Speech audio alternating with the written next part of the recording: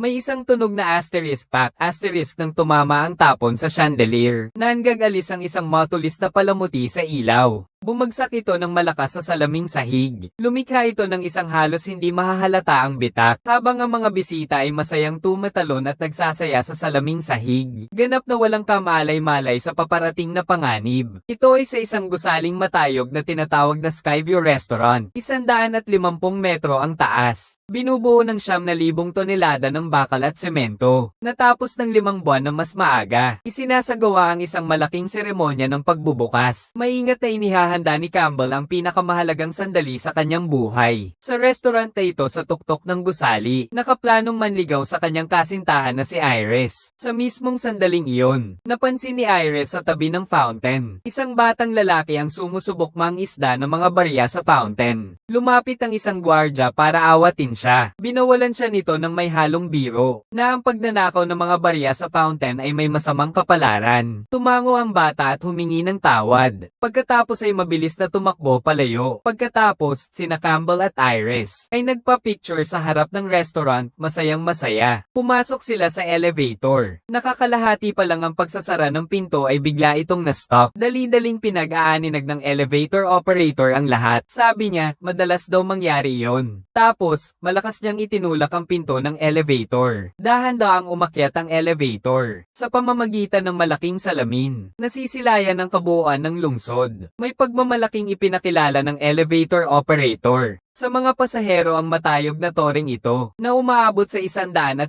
metro ang taas, na binubuo ng 9,000 toneladang bakal at semento, at naitayo ng 5 buwan na mas maaga sa takdang panahon. Naging bagong simbolo na ito ng lungsod. Ngunit walang nakakaalam na ang gabing ito, na tila perpekto, magsisimula na ang magiging isang panaginip. Parang may kung anong hindi maganda ang nararamdaman ni Iris. Pilit niyang kinakalma ang kanyang paghinga. Ngunit sa sumunod na segundo ay nagulat siya at napayakap dahil sa isang ginawa ng bata sa loob ng elevator. Ang batang lalaking nagnakaw ng barya sa fountain biglang tumalon-talon sa loob ng elevator. Kusang hinawakan ni Iris ang braso ni Campbell. Sa wakas ay nakarating na sila sa pinakamataas sa palapag. Maliwanag ang mga ilaw sa restaurant. Isang banda ang tumutugtog ng romantiko at eleganteng himig. Mukhang perpekto at parang panaginip ang lahat. Lumapit si Campbell sa counter at binanggit ang kanyang pangalan. Ngunit sinabihan siyang wala ang pangalan niya sa listahan ng mga reservation. Sinubukan ni Campbell na magpaliwanag. Nag-reserve na raw siya sa isang empleyadong nagngangalang Jack. Ngunit nalaman niyang natanggal na si Jack kaninang umaga. Biglang nasira ang plano. Maalalahanin na nagmungkahi si Iris, na pumunta na lang sa bar. Ngunit hinayla siya ni Campbell papunta sa may bintana. Napaharap sila sa mga ilaw ng lungsod sa ibaba. Medyo nailang si Iris. Hindi naman siya takot sa taas, pero hindi pa siya nakakatayo sa ganito kataas na lugar. Paulit-ulit na nagkamali si Campbell dahil sa gabing maingat na pinlano, at puno ng pagsisisi. Ngunit marahang kinuha ni Iris ang isang rosas sa mesa, at malumanay na sumagot, "Perpekto ito. Dahil kasama kita." Sa mismong sandaling iyon, ang tinik ng rosas ay tumusok sa kanyang daliri. Isang patak ng matingkad na pulang dugo ang tahimik na damaloy. Noon napansin ni Campbell ang libreng champagne na inihain. Nakangiting sabi ni Iris na iyon ang paborito niya. Magkukuha sana si Campbell ng isang baso. Samantalang si Iris naman ay naglakas loob na muling lumapit sa bintana. Pinipilit niyang mapagtagumpayan ang hindi magandang pakiramdam. Ngunit sa sandaling iyon, isang biglaang pagkahilo ang kanyang naramdaman. Hinawakan niya ang tiyan at mabilis na tumakbo papuntang banyo. Kasabay noon, isang waiter sa lugar ng pagtitipon ang nagbukas ng isang bote ng champagne. May isang tunog na putok at ang tapon ay lumipad patungo sa kisame. Diretso itong tumama sa chandelier sa itaas. Isang matulis na palamuti sa ilaw ay lumuwag at nahulog. Malakas itong tumama sa salaming sahig. Lumikha ito ng isang halos hindi mahahalata na bitak. Parating na ang panganib ng hindi natin namamalayan. At sa panlabas, tila normal ang lahat. Maya-maya, sina Campbell at Iris ay pumunta sa viewing platform. Ang batang lalaking nagnakaw ng barya kanina ay nakita ring nasa gilid ng plataporma. Tahimik niyang kinuha ang barya sa bulsa niya at inihagis mula sa taas. Agad itong napansin ng gwardya at agad siyang nilapitan para pigilan. Kaya niya naiwasan ang potensyal na panganib. Nang mga sandaling iyon, huminga ng malalim si Campbell at may kinuha sa bulsa niyang singsing. Dahan-dahan siyang lumuhod. Aniya, ang buhay niya sa mga nakaraang taon ay parang may mahika. At ang pinagmumula ng mahika ay si Iris. Sa romantikong gabi sa tuktok ng lungsod na ito, sa wakas ay naglakas loob na siya. Nasabihin kay Iris ang matagal na niyang tinatago. Gusto kong makasama ka habang buhay. Ngunit sa romantikong sandaling iyon, biglang nagsabi si Iris ng isang nakakagulat na balita. Buntis siya. Parang tumigil ang mundo sa sandaling iyon. Puno ng pagkalito ang mga mata ni Campbell. Pero sa sumunod na segundo, isang napakagandang ngiti ang sumilay sa kanyang mukha. At masayang ibinalita na siya ang pinakamaswerteng tao sa buong mundo. Sa sukdulan ng kaligayahan, nagpa siya silang magsaya at ipagdiwang ang panibagong kabanata ng kanilang buhay. Nang bigla, nakita ni Iris ang batang lalaki, na inihagis ang huling barya na hawak niya. Ngunit ang barya ay nailayo ng hangin, at lumipad papasok sa ventilador, at natigil sa pagitan ng mga blades ng exhaust fan. Samantala, umabot na sa sukdulan ng kasiyahan sa restaurant. Isang grupo ng mga bisita ang masayang tumatalon at nagsasaya sa salamin na sahig. Ang buong lugar ay puno ng sigla at ingay ng pagdiriwang. Sumali rin sina Campbell at Iris. Ngunit hindi nila alam, parating na ang panganib. Kasabay ng pagtalon ng mga tao, unti-unting lumuluwag ang mga tornilyo ng mga steel beam na sumusuporta sa istruktura ng restaurant. Nang mga sandaling iyon, ang mabilis na pag-ikot ng exhaust fan ay tumilapon sa natirang barya. Parang bala ang paglipad ng barya, at tumusok ng eksakto sa isang gas pipe. Patuloy na lumalaki ang sira sa salamin na sahig. Mabilis na kumalat ang tumulong gas sa buong restaurant. Biglang tumigil si Iris sa pagsasayaw. Naramdaman niya ang isang di maipaliwanag na pagkabalisa. Tumayo siya at inilibot ang tingin. Para bang may inaasahan siyang mangyayari. Sumunod na segundo, biglang nabasag ang salamin sa sahig. Biglang sumiklab ang krisis. Bumagsak ang salamin sa sahig. Si Campbell ay buong lakas na kumapit sa natitirang gilid na kalawit sa ere. Si Iris ay aabutin na sana siya. Ngunit nanonood na lamang siya habang bumabagsak ito sa dilim. Sunod-sunod na hiyaw ang umalingaw sa restaurant. Nagsipagtakbuhan ng mga taong naguguluhan. Sa gitna ng kaguluhan, isang chef ang natamba. Ang koaling may apoy ay natapon. Ang mainit na mantika at apoy ay tumama sa isang babaeng customer. Sumigaw siya at nawala ng kontrol sa pagtakbo. Pero diretso siyang tumakbo papunta sa lugar na may tagas na gas. Sumunod ang isang malakas na pagsabog. Punit-punit ng pagsabog ang espasyo. Tinaakpan ng apoy ang buong bulwagan. Ang nakamamatay na barya. Muli itong lumipad dahil sa puwersa ng pagsabog. Isang babae ang nagtago lang ng kanyang anak sa loob ng isang cart ng pagkain. Nilunok ng apoy. Nagtago si Iris sa likod ng counter. Buhay na nakaligtas. Kalmadong ginagabayan ng elevator operator ang mga tao patungo sa hagdan. Ngunit siksikan at lubhang magulong ang mga tao. Ang batang magnanakaw ng barya ang unang sumugod. Habang tumatakbo ay sumisigaw, una ang mga bata.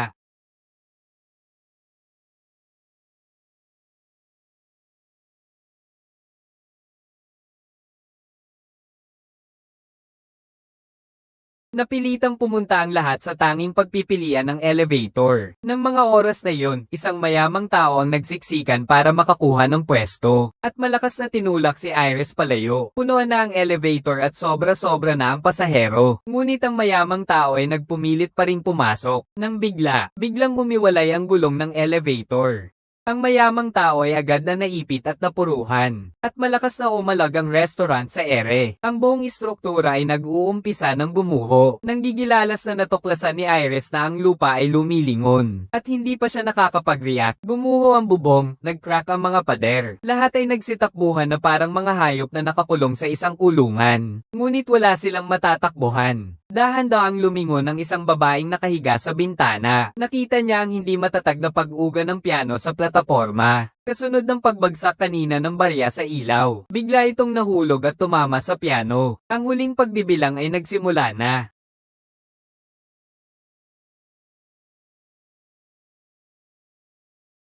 Ang nag-iisang batang lalaking nakaligtas. Ngayon ay tahimik na nagpapasalamat sa kanyang pagkaligtas. Ngunit sa sumunod na segundo, isang piano ang bumagsak mula sa itaas at bumagsak ng malakas. Lubos na siyang inilibing sa lupa. Ang barya na siyang sanhi ng paulit-ulit na mga sakuna ay gumulong pabalik sa fountain. Para bang lahat ay nagsimula na naman. Ang kabilang bahagi ng plataporma ay sa wakas ay gumuho. Ang buong restaurant ay gumuho sa gitna ng malakas na dagandong. Si Iris, ang nag-iisang isang nakaligtas, ay nakaligtas mula sa dining car. Ang batang lalaking Afro-American na nakaligtas sa pagsabog. Kapwa silang humakbang sa sirang istruktura. Sa likuran nila ay patuloy na gumuho ang mga bakal. Ngunit wala na silang matatakbuhan. Sa huling sandali, tumalon si Iris kasama ang bata. Ang singsing na pampakasal ay eksaktong nakasabit sa bakal. Ngunit habang patuloy silang bumabagsak, mabasag ang mga buto ng kanyang mga daliri. Pareho silang biglang nahulog sa bangin. Ang kanyang hiyaw ay umalingaw-ngaw sa kalangitan. Nagising si Stephen mula sa panaginip na pawis na pawis. Siya ang perpektong babae sa paningin ng lahat. Kinatawan ng mga nagtapos, tagatanggap ng full scholarship. Ngunit sa nakalipas na 2 buwan, isang paulit-ulit na bangungot. Dahan-dahang sinisira nito ang kanyang buhay. Paulit-ulit niyang nasasaksihan sa panaginip ang pagguho ng Tianjin restaurant. Nasasaksihan niya ang pagpupumiglas ng babaeng iyon para mabuhay. Totoo at nakakahingal ang eksena. Iniwan siya ng propesor mag-isa pagkatapos ng klase. Malamig na ipinaalam ang isang malupit na katotohanan. Nasa listahan na siya ng probation sa paaralan. Kung hindi pa siya gaganda ang takbo ng mga bagay, hindi lang ang scholarship ang mawawala, pati ang pag-aaral ay maaring mawala na rin. Pagod siyang bumalik sa dorm. Pati ang mga ka-roommate niya ay hindi na rin nakatiis. Sa loob ng mahigit 2 buwan, ang mga pagsigaw ni Stephen sa kalagitnaan ng gabi ay nagdulot ng hindi pagkakatulog sa lahat. Ngunit sa gitna ng walang katapusang pagbagsak na ito, biglang naalala ni Stephen ang isang detalye. Ang matapang at estrangherang babae sa panaginip. Siya pala ang lola niyang si Iris na hindi pa niya nakikilala. Parang kidlat sa dilim ang pagkakatuklas na ito. At nagbigay ito ng direksyon kay Stephen na matagal nang nalilito. Nagpasya siyang umuwi para maghanap ng sagot. Pag-uwi niya, nang banggitin niyang gusto niyang hanapin ang mga gamit na naiwan ni Lola Iris, biglang lumamig ang pakikitungo ng kanyang ama. Maikli lang niyang sinabi, matagal na iyong mga yon na itinapon. Habang medyo tensyonado ang sitwasyon, bumaba mula sa taas ang nakababatang kapatid niyang si Charlie. Pupunta sa bahay ng Tito Howard niya. Kusa namang nagpresintang maghatid si Stephen. Bago umalis ay pinagbilinan sila ng ama. Huwag na huwag banggitin si Iris sa bahay ni Howard. Pagdating sa bahay ng tito ko, nang banggitin ni Stephen ang kanyang panaginip, biglang nanigas ang mukha ni Howard. Halatang may alam siya.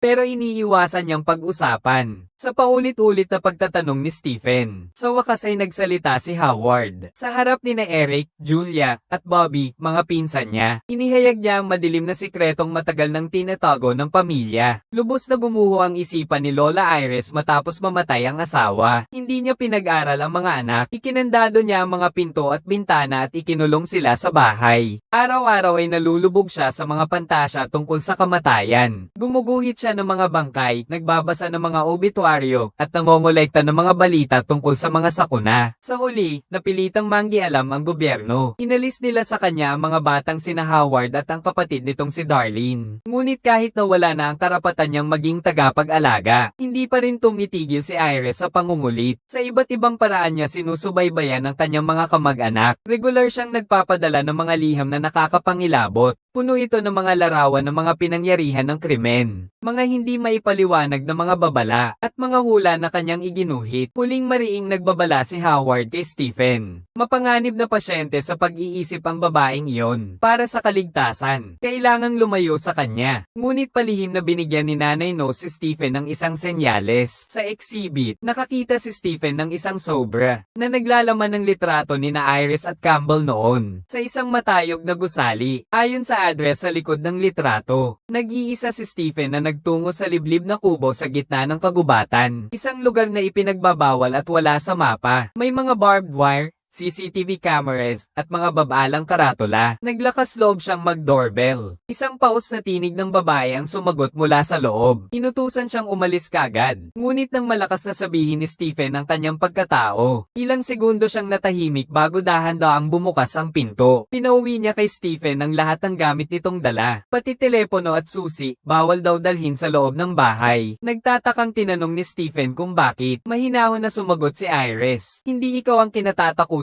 ko.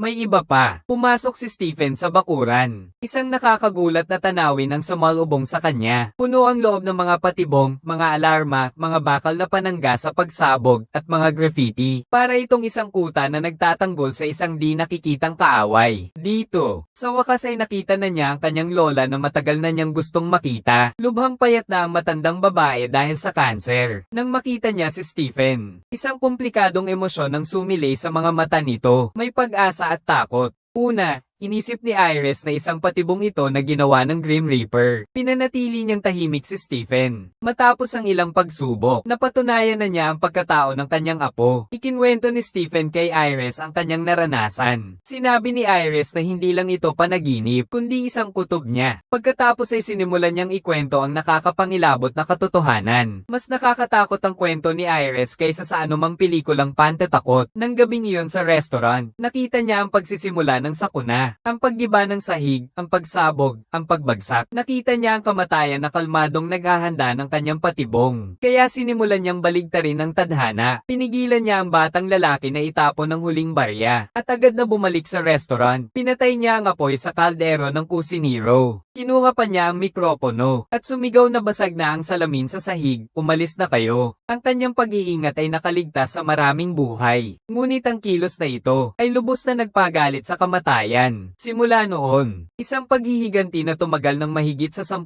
taon ay tahimik na nagsimula. Isa-isa nang kinukuha ng kamatayan ng mga dapat sanang namatay pero nailigtas. Ang bawat nakaligtas ay namamatay sa mga sumunod na taon sa paraang tila aksidente. Pero sa totoo lang ay pinagplanuhan. At ang bawat pagkamatay ay mahigpit na sumusunod sa pagkakasunod-sunod ng mga pangitain ni Iris noon. Kahit ang kanyang pinakamamahal na asawa, sa huli ay hindi rin nakaligtas. Natutunan ni Iris na hulaan ang kilos ng kamatayan. Sa maliit na kubo na ito, nakapagtayo siya ng isang kumpletong sistema ng depensa. Tinipon niya ang lahat ng kaugnay na kaso ng pagkamatay at inanalisa ang mga pattern. Sinubukan niyang maghanap ng paraan para labanan ang kamatayan. Sa loob ng 20 taon, ni isang hakbang ay hindi siya lumabas sa kubong ito. Ngunit nahanap pa rin ang kamatayan ng paraan para mapabagsak siya. Hindi na ito umatake mula sa labas, kundi mula sa loob mismo ng kanyang katawan. Ang kanser ang naging pangwakas na regalo ng kamatayan sa kanya. Isang paraan na kahit anong depensa niya ay hindi niya kayang pigilan. At ang mas nakakagulat pa, ang pag-uulit ng masasamang panaginip ni Stephen ay nagsimula mismo sa araw na na-diagnose si Iris ng kanser. Hindi ito isang pagkataon kundi isang uri ng paglipat ng tadhana. Naniniwala si Iris na ito ay isang palatandaan. Ang kanyang kakayahang manghula ay namamana sa susunod na henerasyon. Biglang sumeryoso ang mukha ni Iris. Parang may nakikita siyang hindi nakikita. Bulong niya, nakikita kita.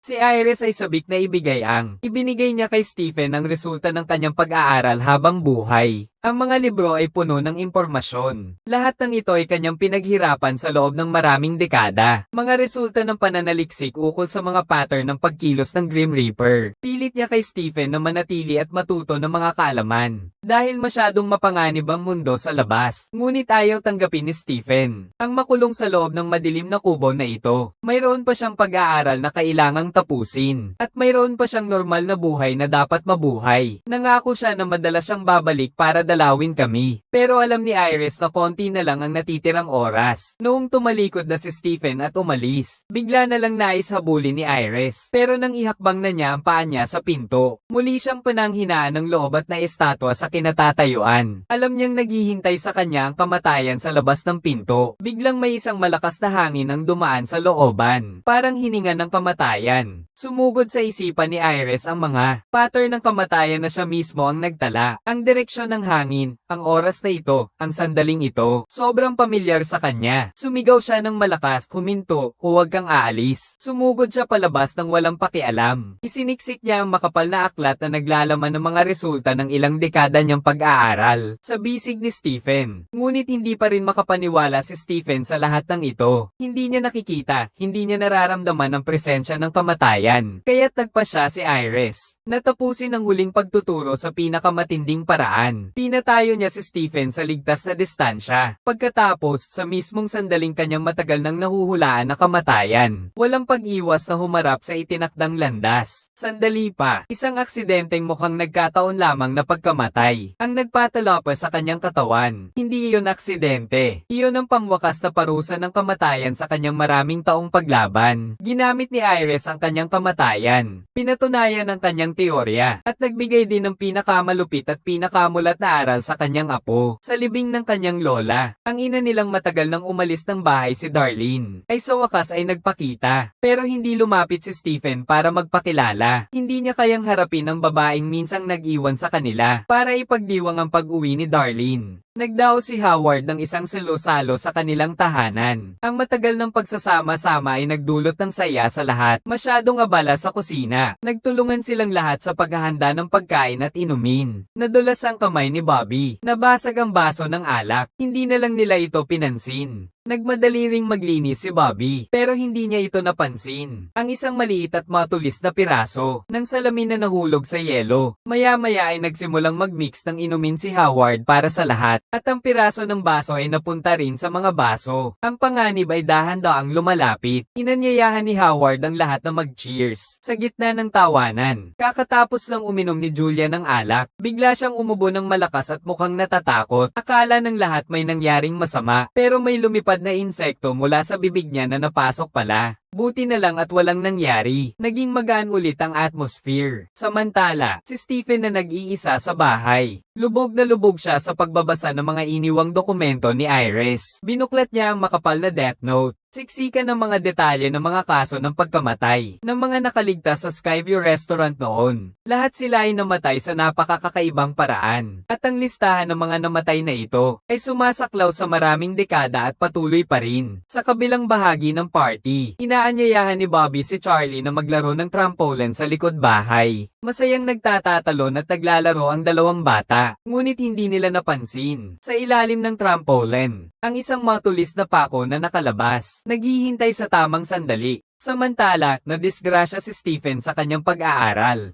Natapon niya ang ilang pahina ng kanyang mga dokumento nang yumuko siya para pulutin ang mga papel. Bigla na lang nahulog ang picture frame sa cabinet sa gilid. Bigla niyang napagtanto na nagsimula na ang susunod na hakbang ng kamatayan. Agad niyang kinuha ang susi ng sasakyan at tumakbo palabas. Paglabas ng sasakyan sa eskinita, sunod-sunod ang mga panganib na nakita niya. Ang mga karatolang bawal dumaraan. Parang isang tahimik na babala sa kanya na huwag makialam, huwag manggialam. Alam na ni Stephen. Wala na siyang panahon para mag-alinlangan. Kung hindi niya pipigilan, may mamamatay na inosente. Binilisan niya ang pagmamaneho patungo sa bahay ni Tio. Ang basong may basag na salamin ay hawak-hawak ni Matty. Habang iinumin na sana niya ito, inaya ni Bobby ang tatay niya na sumama sa trampoline. Basta na lang inilapag ni Matty ang kanyang baso at lumingon upang sumama sa mga taong nagsisigawan. Agad namang umakyat si Howard sa trampoline at handa nang tumalon. Nang biglang mapansin ni Darlene ang nasa ilalim ng trampoline, may nakita siyang isang pako at natanto niya ang panganib nito. Kaya agad siyang lumapit at pinigilan ng lahat at hinailan niya palabas ang tinapay. Nang mga oras na yon, dumating si Stephen sa bahay ng kanyang tiyuhin. Lumingon ang tiyahin niya para buksan ang pinto, ngunit hindi sinasadyang natapunan niya ang bote ng beer sa mesa. Nabangga ng gamulong na bote ang switch ng automatikong irigasyon sa sulok ng likod bahay. Umagos ang tubig sa tubo. Sumugod si Stephen sa likod bahay at tumingin-tingin sa paligid. Nakahinga ako ng maluwag nang makita kong silang lahat ay ligtas. Sumunod na segundo, biglang tumagos ang paa ni Bobby sa tela ng trampoline. Isang tili ang pumutol sa katahimikan. Kasabay noon, ang mga nakapatong na blok ng Julia ay nawala ng suporta at bumagsak. Ang mga nagkalat na blok ay tumama sa isang basong may sirang salamin. Nabasag ang baso. Nakatindig ang mga piraso sa damuhan. Lumapit si Howard kay Stephen para bumati. Naapakan niya ang isang piraso. Pagkatapos ng libing ni Howard, lubos nang naniwala si Stephen kay Iris. Pinag-aralan pa niya ang mga dokumento na inayos ni Iris. Pagkatapos ay ibinalita niya sa pamilya ang kakilakilabot na natuklasan. Ikinwento niya sa lahat ang nangyari sa kanyang lola, si Iris, at ang mga natuklasan niya. Ang mga nakaligtas sa trahedya sa Skyview Hotel noong gabing iyon ay isa-isang namatay sa kakaiba at misteryosong paraan. Ang mas nakakatakot pa, Ang pagkakasunod-sunod ng kanilang pagkamatay ay eksaktong kapareho ng premonition ni Iris noon. Dapat sana'y daan-daang buhay ang kinuha ng trahedyang iyon. Ngunit ang kutob at ang ginawa ni Iris ay nagligtas sa lahat, subalit hindi sumuko ang kamatayan. Isa lang itong ibang paraan. Sa sumunod na mga dekada, kanyang sila'y dadalhin. Sa huli, maging si Iris ay hindi nakaligtas. Siya ang huling namatay. Ngunit handa na siya noon pa man. Nangunguna siya sa pakikipaglaban sa kamatayan sa loob ng maraming dekada. Hanggang sa siya ay mapagod na. Pinakinggan ng lahat ang kwentong ito. May mga hindi naniniwala. May mga nagsimulang magduda. Ngunit nagbigay si Stephen ng mas nakakagulat na conclusion. Dahil huli na ang pagdating ng kamatayan. Ang ilang nakaligtas ay nakapag-asawa at nakapag-anak na. At hindi sana dapat nangyari ito. Sa madaling salita, dagdag na tao rin ang mga inapo nila. Kaya kinuha rin sila ng kamatayan. Paliwanag pa ni Stephen. Ayon sa loika ng premonition ni Iris, ang kamatayan ay maglilinis sa angkan. At ayon sa gulang, si Tito Howard ang pinakamatanda. Sunod ang mga anak niya, sina Eric, Julia, at Bobby. Tapos siya naman, at ang nakababatang kapatid niyang si Charlie. Nagdulot ito ng matinding reaksyon. Kinwestiyon ni Julia ang pagsasabing. Ginagawa niyang isang teorya ng pagsasabuatan ng pagkamatay ng ama. Sinabihan siyang baliw, walang puso, at gumagawa lang ng gulo. Pero naninindigan si Stephen. Hindi ito guni-guni o pagkakataon, kundi isang pagbawi ng tadhana na tahimik na nagaganap. Nang ang sitwasyon ay nasa bingit na ng pagbagsak, si Charlie ay nag-aalinlangan. Hindi niya alam kung dapat ba niyang paniwalaan. Pero isa lang ang malinaw sa kanya. Mas malala pa ito sa inaakala nila. Pinagbabalaan din siya ng kanyang ina na si Darlene, na huwag hayaang sirain ng mga paniniwalang nababaliw ni Iris ang kanyang buhay. Ngunit agad na napatunayan ng katotohanan ng hula ni Stephen. Nang gabing iyon pagkatapos magsara ang tattoo parlor, si Eric na lamang ang naiwan. Nagpatugtog siya ng musika para bigyan ng kaunting buhay ang tindahang tahimik buong araw. Pagkatapos ay mahusay niyang kinuha ang disinfectant, simulang maglinis. Pupunasan ang bawat sulok at gamit hanggang sa maging malinis. Naglakad siya papunta sa gitna ng tindahan, at inabot ang switch ng abaniko sa kisame, habang umiikot ang mga blades kasabay ng pag-andar ng motor. Ngunit napakalapit nito sa nakasabit na kadena sa itaas. May kakaibang panganib na nadarama sa hangin. Ang sulat ng kanyang ama ay hawak ni Eric. Nilukuban niya ito sa kanyang braso. Nang tumigil ang karayom, gumuho rin ang kanyang emosyon. Lubos ang kalungkutan niya sa pagkawala ng kanyang mahal sa buhay. Nang mga sandaling iyon, lalong lumakas ang pag-uga ng speaker sa mesa. Nalaglagang nakasabit na manika ng kamatayan. Natama ng panulat at nahulog. Nagkalat ang mga gamit sa pagsusulat. Nagdulot ito ng sunod-sunod na maliliit ngunit unti-unting nawawala ng kontrol ng mga reaksyon. Tumayo si Eric. Nabangga ng upuan ng disinfectant na nakalagay sa sahig. Yumuko siya para linisin ang mga basag. Ngunit hindi niya napansin na ang kadena sa itaas ay nakalugay na. Sa sumunod na segundo, biglang bumagsak ang kadena, eksakto sa kanyang nose ring. Agad na nagpanik si Eric. Nanginginig ang mga kamay na sinubukang kalasin ang kadena. Ngunit mas lalo lamang humihigpit ang pagkakahawak ng kadena habang nagpupumiglas siya. Dali-dali siyang kumuha ng upuan, at sinubukang umakyat dito para makahinga. Ngunit patuloy na nasasabit ang kadena sa ventilador. Lalong humihigpit ang pagkakahawak ng kadena sa ilong ni Eric. Parang lubid ng kamatayan na unti-unting sinisikipan ng kanyang leeg. Nagpupumiglas siya ng husto. Sa pagmamadali, sinipa niya ang lampara sa mesa. Bumagsak ang bombilya sa sahig, at sumabog dahil sa nakakalat na disinfectant. Isang apoy ang sumiklab kaagad. Hindi na nag-isip pa si Eric. Sumampa siya sa counter sa likuran niya para makatayo ng mas mataas at makakuha ng oras. Ngunit may sira na pala ang salamin sa ilalim ng kanyang mga paa. May narinig siyang asterisk crack. Muntik na akong mawala ng isang paa sa pagtapak, para akong matutamba. At noon, takot na takot siyang nakita ang mabilis na pagkalat ng apoy. Habang papalapit na ang apoy, at halos mapunit na ang kadena sa singsing ng ilong niya, nanginginig na tinanggal ni Eric ang metal na kawit.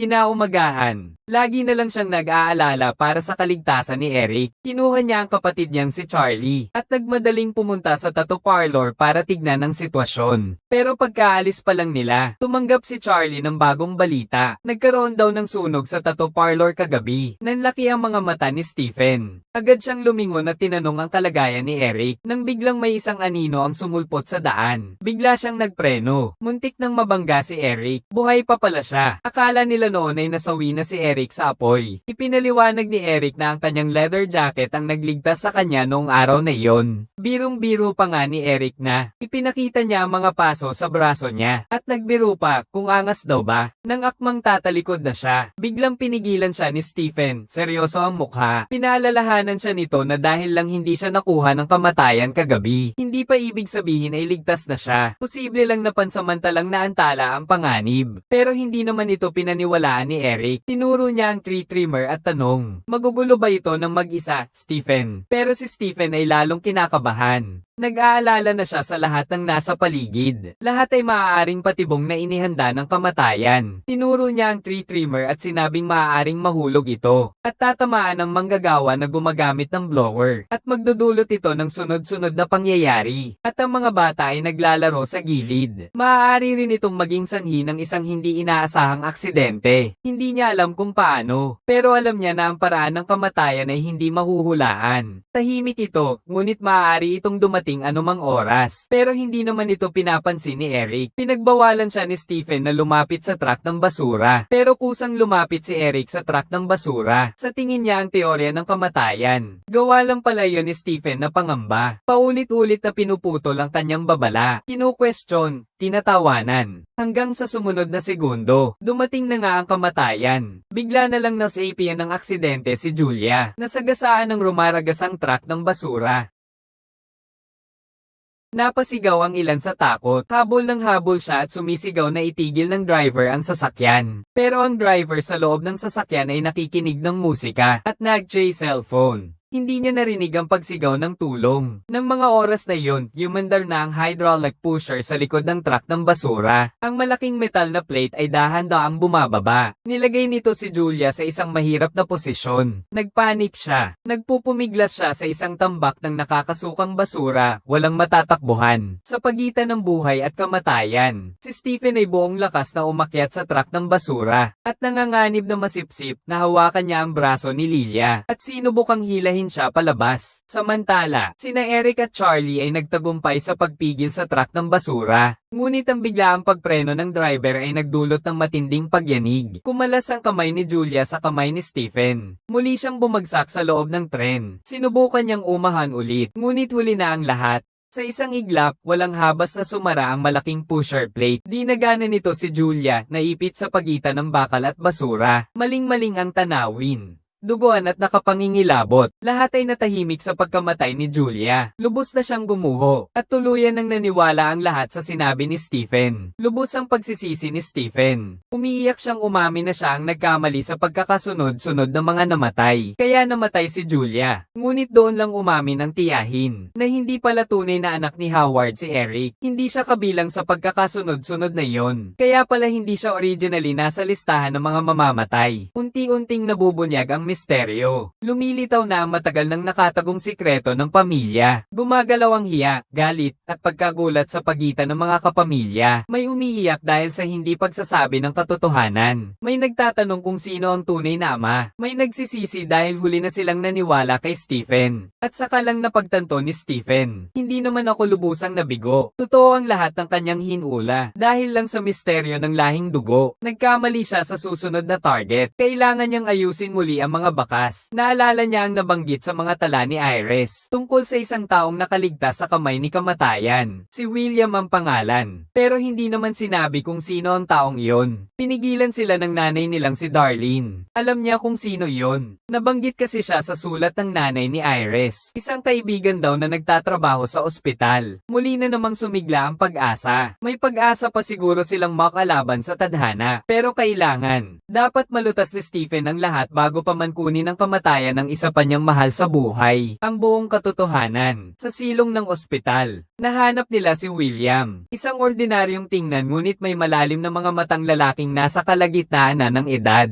Diretso niyang tinawag ang pangalan ng bawat isa. Halatang alam na niya ang pagdating nila. Inihayag ni William ang kanyang tunay na pagkatao. Siya ang batang lalaking itim na nailigtas ni Iris sa kanyang premonition. Ang huling tao sa listahan ng kamatayan. Siya ang huling tao sa listahan ng kamatayan. Sa loob ng maraming taon, nagkasama silang dalawa ni Iris sa pag-aaral kung paano labanan ang kamatayan. Tinulungan niya si Iris na palakasin ang depensa ng kubo. At higit sa lahat, ibinahagi ni William ang paraan para masira ang ikot ng kamatayan. Dalawang posibilidad lang. Ang pagkuha ng natitirang oras ng iba sa pamamagitan ng pagpatay sa kanila o sa pamamagitan mismo ng kamatayan. Ikinwento niya ang isang babaeng nagngangalang Kimberly na sa pamamagitan ng kamatayan. Tapos ay nabuhay muli dahil sa tulong ng doktor, sinira niya ang ikot ng kamatayan. Ngunit binigyan din siya ni William ng babala na lubhang mapanganib ang paraang ito. Kung mabibigo, mas malala pa ang mangyayari kaysa inaasahan. May cancer na rin pala siya, at ayaw na niyang tumulong pa sa iba. Pagkatapos niyang sabihin yon, umalis na siya, para mag-enjoy na lang sa natitirang buhay niya. Sa kabila ng babala ni William, tinuloy pa rin ni Eric ang mapanganib na plano. Bumalik siya sa ospital kasama si Bobby. Plano naming gamitin ang allergy ni Bobby sa peanut para siya'y mapatay. Tapos gagamitin namin ang mga gamit sa ospital para iligtas siya. Siniguro ni Eric kay Bobby na ligtas ang plano. Nasa ospital sila. Maraming doktor doon. Kapag tumigil na ang tibok ng puso ni Bobby, agad siyang dadalhin sa emergency room para mailigtas. Sa teorya, dapat itong perpektong plano. Pagkatapos, lumapit si Eric sa vending machine. Balak niyang bumili ng mani, pero nang mapindot niya ang button, ang merienda ay natigil sa dispenser at ayaw mahulog. Lalong uminit ang ulo niya at sinuntok ang salamin. At nabasag nga ang salamin. Nakita ito ni Bobby at seryoso siyang sinaway. Marahil ay isang tanda rin ito. Ngunit determinado si Eric na makuha ang mani. Pumunta siya sa likod ng vending machine. Gamit ang dalawang kamay, pilit niyang iniikot ang makina para mahulog ang natirang pagkain. Tumulong din si Bobby. Sa wakas, nahulog na ang mani. Pagkatapos ay nakahanap sila ng isang silid. Inihagis ni Eric ang mani kay Bobby. Pagkatapos ay lumabas siya para hanapin ang wheelchair. Ngunit isang serye ng mga hindi inaasahang pangyayari ang nagsimula. Nagsimula na ang MRI. Pagkatapos ay bumalik si Eric na tinutulak ang wheelchair. Pinaupo niya si Bobby sa wheelchair. At pagkatapos ay kinain niya ang pagkain. Nakakagulat na. Wala namang allergy reaction na nagpakita si Bobby gaya ng inaasahan. Natanto nila na posibleng na-outgrow na ni Bobby ang allergy niya habang lumalaki. Nang akala nila'y nabigo na ang plano, biglang nagsimula ang allergic reaction. At mas matindi pa sa inaasahan. Nahirapan ng huminga si Bobby. Namamaga na ang lalamunan niya. Gusto ni Eric na dalhin siya sa emergency room. Nagsisimula na ang MRI machine. Nagsisimulang magwala ang mga metal na bagay. Nasisipsip ang mga singsing na metal sa katawan ni Eric habang tumitindi ang magnetic field. Nahati sa dalawa si Eric. Wala nang nagawa si Bobby kundi panoorin ang pagkamatay ng kanyang kapatid. Napansin ng nurse sa corridor ang kakaibang pangyayari. Si Bobby ay buong pusong gumapang patungo sa kanyang kuya. Kinuha niya ang gamot na hawak nito at itinurok sa kanyang binti. Doon lamang nabawasan ang sakit. Pumasok ang isang nurse sa silid ng MRI. Sa isang iglap, ang spring ng vending machine ay nahigop palabas at tumama ng diretso sa ulo ni Bobby. Nang makarating si Stephen, lubos siyang nagulat sa nakita. Kasunod ng pagkamatay ni na Eric at Bobby, ang paghihiganti ng kamatayan ay umabot na sa pangalawang sangay ng pamilya. Ayon sa pagkakasunod-sunod, si Nanay Darlene ang susunod na target. Naguguluhan si Charlie, ang nakababatang kapatid, dahil walang dugot laman sina Eric at Iris. Bakit siya rin ay tinamaan ng sumpa ng kamatayan? Ang sagot ni Stephen ay nagsiwalat ng katotohanan. Kapag sinubukan mong haminin ang kamatayan, madalas maging gulo ang mga bagay-bagay. Habang papalapit ng papalapit ang banta ng kamatayan, napagtanto nilang kailangan nilang umalis kaagad sa mapanganib na lugar na iyon. Pero ang problema, saan nga ba sila magiging ligtas? Iisa lang ang sagot. Ang maliit na kubo kung saan nagtago si Iris sa loob ng maraming taon. Doon siya nag-iisa at nanatiling liblib sa loob ng ilang dekada, hanggang sa tuluyan siyang mapahamak dahil sa pag-alis niya roon. Kung totoo ngang may kamatayan, siguro ang kubo na lang ang tanging kanlungan. Nagpas siyang mag-isa nang pumunta ang ina ni Stephen, para ipagpatuloy ang pag-alaga sa pamilya, kapalit ni Iris. Naniniwala siyang basta't siya'y buhay, hindi na makakasakit ang kamatayan sa iba. Pero matinding tutol ang mga anak niya. Sa huli, magkakasama silang pumunta sa kubo. Hindi na natin hahayaang ang sino man ay harapin ang tadhana ng mag-isa. Ngunit habang nagyayakapan silang tatlo, ang barya na nakasingit sa mga papeles ay nahulog. Pinulot ito ng isang matandang babae. Nagmaneho sila patungo sa kubo ni Iris. Mapanganib ang daan.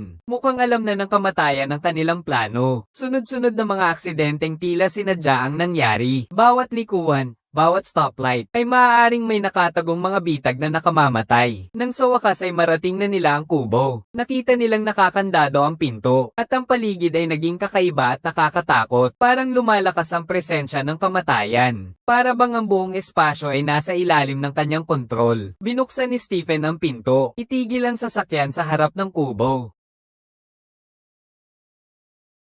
Ngunit natuklasan ni Stephen na hindi niya mabuksan ang seatbelt. Pinapasok muna niya ang kanyang ina at kapatid. Panatag lang siya kapag ligtas na ang kanyang ina. Doon lang siya magiging ligtas.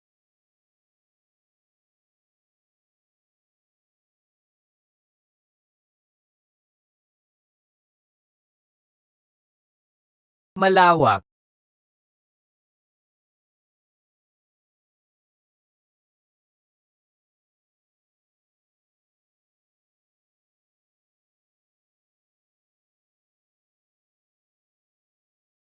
Diretso.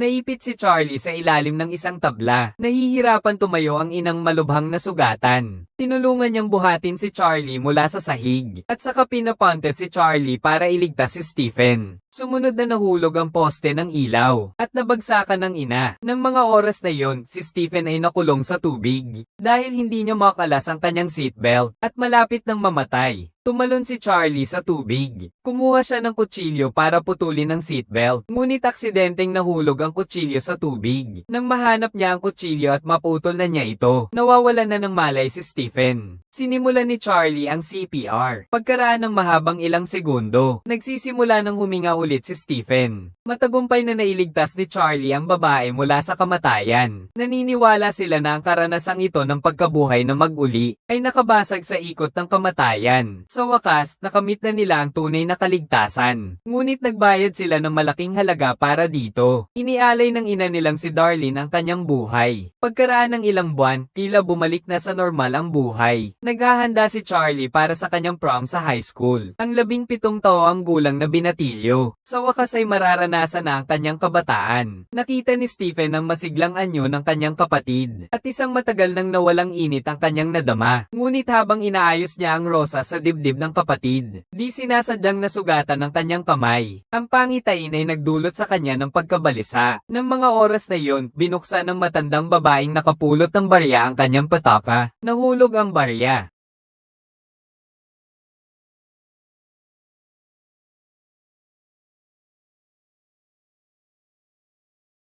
Oh, oh.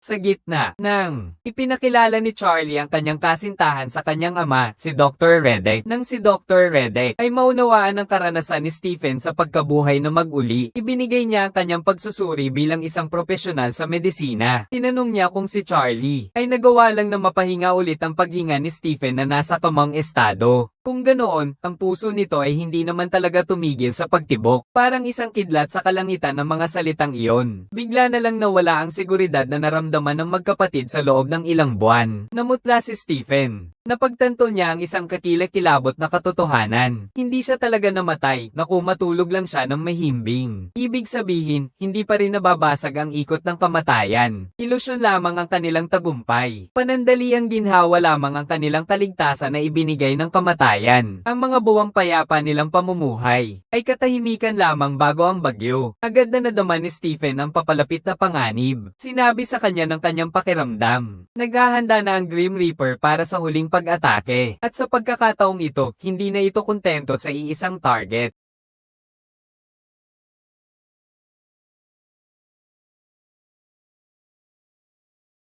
Buti naman, ayos ka lang ba? Ayos lang ako.